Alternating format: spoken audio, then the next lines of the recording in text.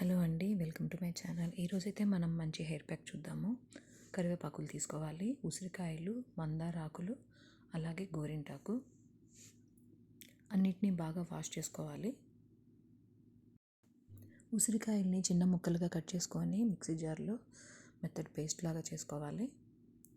ఈ hair pack చాలా మంచిది. డాండ్రఫ్ ఏదైనా ఉన్నా కానీ చాలా బాగా పనిచేస్తుంది.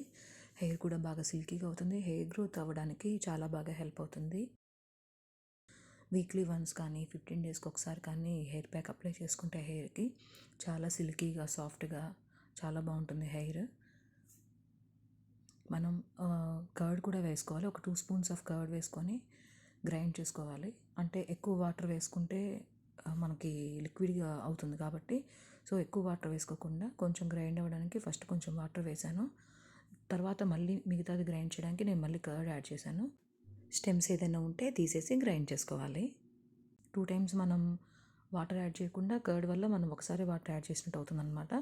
సో ఈ కన్సిస్టెన్సీ వచ్చేలాగా చూసుకోవాలి మీరు.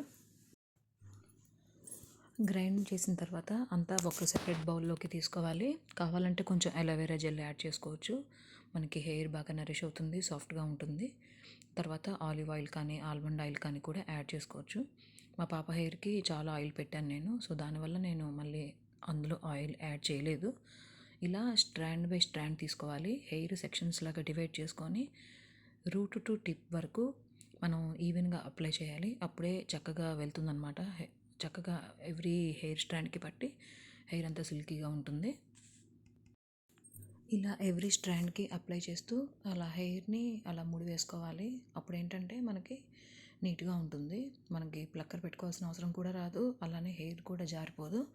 సో ఈ ట్రిక్ బాగా పనిచేస్తుంది. మనం ఇట్లా హెన్నాస్ అప్లై చేసుకున్నప్పుడు, హెయిర్ ప్యాక్స్ ఏమైనా పెట్టుకున్నప్పుడు. సో అంతా పెట్టుకున్న తర్వాత లాస్ట్లో ఇలా ఉంటుందన్నమాట. మొత్తం హెయిర్కి మొత్తం అప్లై చేశాను. ఒక 1 అవర్ తర్వాత హెయిర్ వాష్ చేసుకోవాలి.